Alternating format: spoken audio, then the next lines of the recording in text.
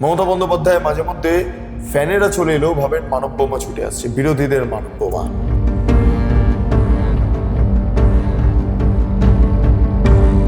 কিসের ভয় মমতা বন্দ্যোপাধ্যায় এত? কি ভয় গ্রাস করছে? পরিযায়ী শ্রমিক তারা আসছেন রেলে, ট্রেনের মাধ্যমে এবং বিভিন্ন স্টেশনে নেমে স্লোগান দিচ্ছেন জয় শ্রীরাম। তারা মমতা বন্দ্যোপাধ্যায়কে কার্যত বলছেন, এবার আসছি আপনার সরকার ফেলতে। আপনাকে আর গলিতে বসতে হবে না, উল্টে দিব আমরা। আপনাকে প্রাক্তন মুখ্যমন্ত্রী করব, এই আমাদের প্রতিজ্ঞা। যদি তৃণমূল কংগ্রেস আসে তাহলে আবার দেখা হবে। মমতা বন্দ্যোপাধ্যায় সরাসরি এই বক্তব্য মঞ্চ থেকে পেশ করছেন। আর রাহা তৃণমূল তো ফির মিলেঙ্গে। মমতা বন্দ্যোপাধ্যায় সরকারে থাকবেন কি থাকবেন না, মুখ্যমন্ত্রী থাকবেন কি থাকবেন না, সেটা নিয়ে প্রশ্ন বিস্তর।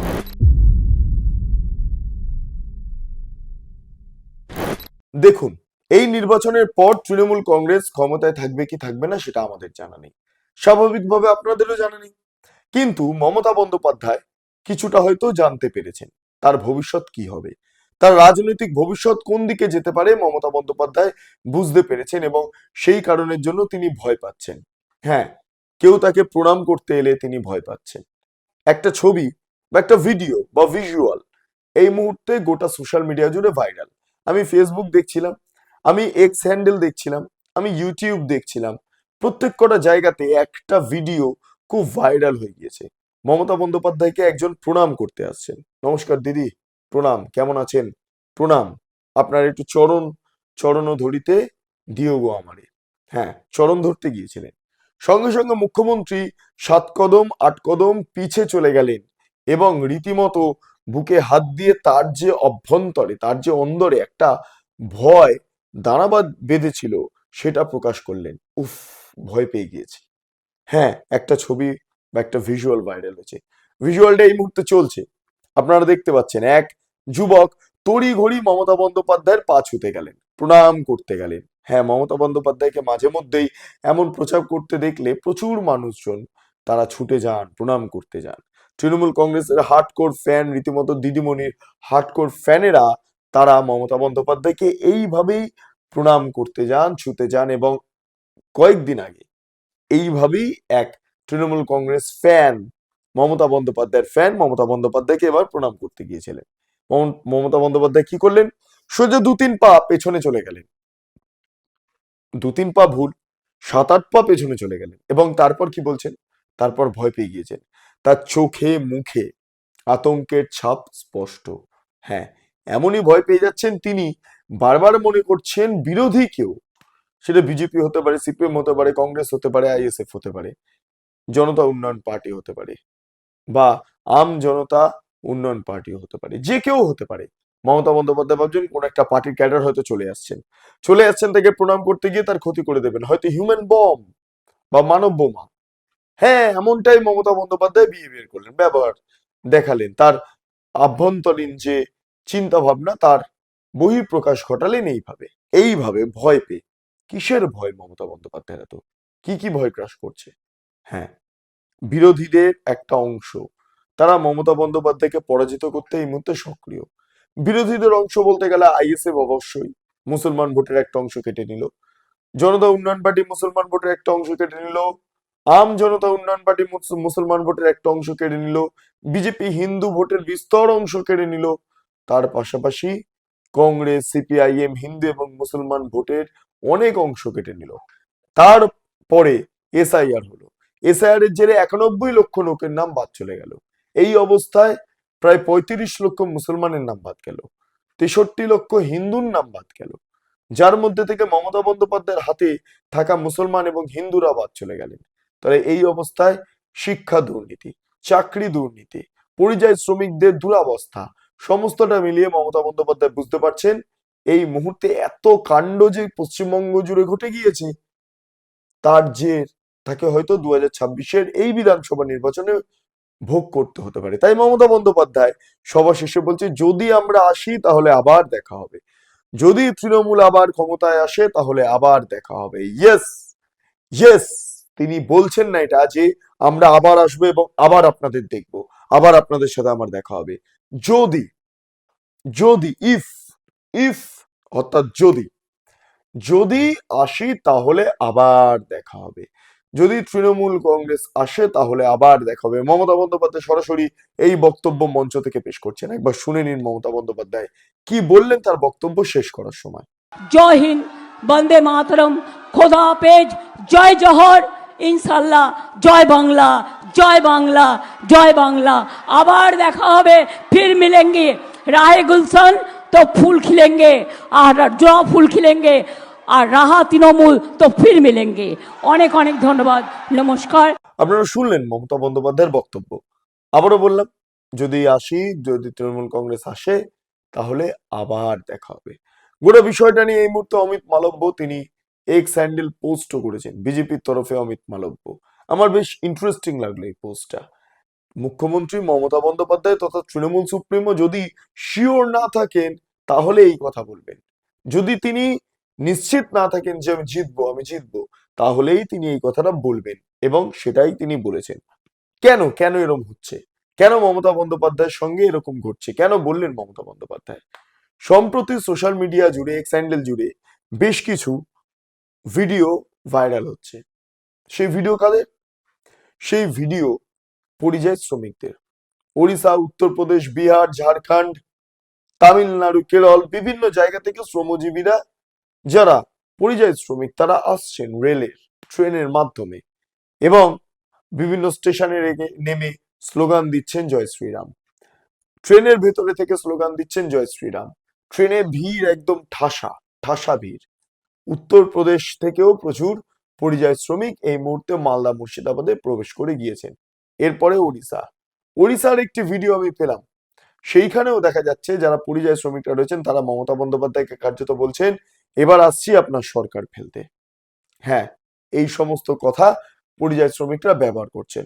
পর পর সব ছবি যা যা পরিযায়ী শ্রমিকের ছবি এই মুহূর্তে ধরা পড়ছে, যে যে ভিজুয়াল আমাদের হাতে এসছে, সমস্তটা আপনারা দেখুন, ভাবুন, ভাবার প্র্যাকটিস করুন, শুনুন, এবং মস্তিষ্কে এই বিষয়টা নিয়ে চর্চা করুন। কেন মমতা বন্দ্যোপাধ্যায় এত ভয় পাচ্ছেন সেটাও বুঝতে পারবেন আপনারা। শুনুন। এই যাচ্ছি আমরা ওয়েস্ট বেঙ্গল, কালকে রাত্রে পৌঁছবো। আপনাকে আর গদিতে বসতে হবে না, উল্টে দিব আমরা। প্রস্তুত হয়ে থান, প্রস্তুত হয়ে থান, আমরা যাচ্ছি। জয় শ্রী-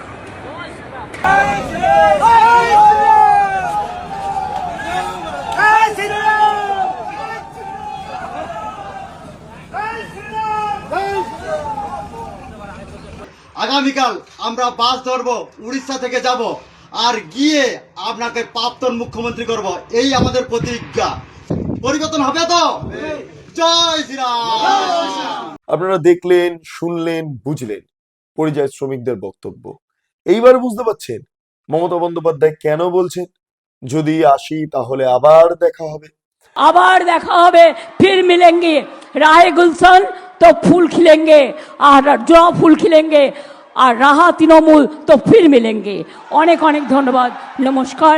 মমতা বন্দ্যোপাধ্যায় কেন যে কোনো ব্যক্তি প্রণাম করতে গেলে ভয় পেয়ে যাচ্ছেন? এই কারণের জন্য, কারণ তিনি বুঝতে পেরেছেন খেলা প্রায় শেষের পথে। প্রচুর পয়সা লুটে নিয়েছে তৃণমূল কংগ্রেস। একদম উত্তরবঙ্গ থেকে দক্ষিণবঙ্গ, গাছ কাটা থেকে শুরু করে, জমি দখল থেকে শুরু করে, পুকুর ভরাট থেকে শুরু করে, প্রমোটিং রাজ থেকে শুরু করে, সিন্ডিকেট থেকে শুরু করে, হেন কোনো জায়গা নেই যেখানে থাবা বসায়নি তৃণমূল কংগ্রেস টাকার কারণে, লুটের কারণে। মানুষ ক্ষুব্ধ হয়ে গিয়েছেন, ভয়ঙ্কর ক্ষুব্ধ হয়ে গিয়েছেন। দিকে দিকে সেন্ট্রাল ফোর্স ঘুরে বেড়াচ্ছে। সেন্ট্রাল ফোর্স বেগতিক দেখলে এমন এমন চড় দিচ্ছে, সে ভিডিও এই মুহূর্তে আপনারা দেখতে পেয়েছেন বিভিন্ন সময়। ঠাটিয়ে চড়,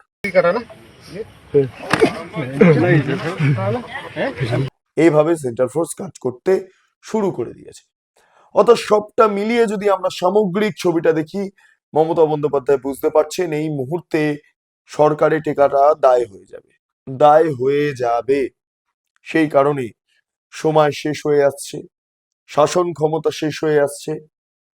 সম্প্রতি একটা সাক্ষাৎকার দেখছিলাম এবং শুনছিলাম, সুব্রত মুখোপাধ্যায়কে মমতা বন্দ্যোপাধ্যায় নাকি বলেছিলেন ক্ষমতায় থাকলে ক্ষমতাটা টিকিয়ে রাখতে হয়। হ্যাঁ, সুব্রত মুখোপাধ্যায় এক বিখ্যাত সাংবাদিককে এই প্রসঙ্গটা মমতা বন্দ্যোপাধ্যায়ের এই মানসিকতাটা নাকি তুলে ধরে গিয়েছিলেন, বলেছিলেন, প্রকাশ্যে এনে নিয়েছিলেন। সংশ্লিষ্ট সাংবাদিক এই বিষয়টা উত্থাপন করেন। মমতা বন্দ্যোপাধ্যায় জানেন ক্ষমতা একবার যদি চলে আসে তাহলে সে ক্ষমতা ছাড়া যাবে না। সেই কারণে নানা রকম চেষ্টা এতদিন ধরে চালিয়েছেন। ভোট লুট, রিগিং, বাংলাদেশে অনুপ্রবেশকারীদের জায়গা দেওয়া থেকে শুরু করে হেন কোনো কাজ নেই মমতা বন্দ্যোপাধ্যায় করেননি, তৃণমূল কংগ্রেস করেনি। আর আজকের দিনে দাঁড়িয়ে মমতা বন্দ্যোপাধ্যায় প্রচার করতে গিয়ে পর্যন্ত ভয় পাচ্ছেন। ভয় পাচ্ছেন এই বুঝি বিরোধীদের কেউ এসে মমতা বন্দ্যোপাধ্যায়কে আক্রমণ করে দিল। মমতা বন্দ্যোপাধ্যায় মাঝে মধ্যে ফ্যানেরা চলে এলেও ভাবেন মানব বোমা ছুটে আসছে, বিরোধীদের মানব বোমা।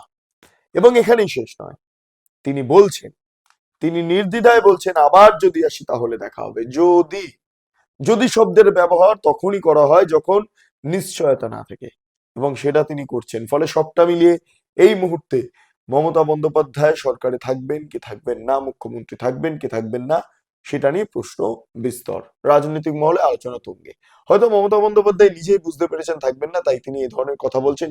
তার মধ্যে এই ধরনের একটা টেনশন কাজ করছে, চাপা একটা টেনশন কাজ করছে।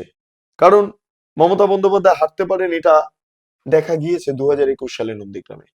ভবানীপুরে শুভেন্দু অধিকারী দাঁড়িয়েছেন, যার কাছে 2021 সালে হেরেছেন মমতা বন্দ্যোপাধ্যায়।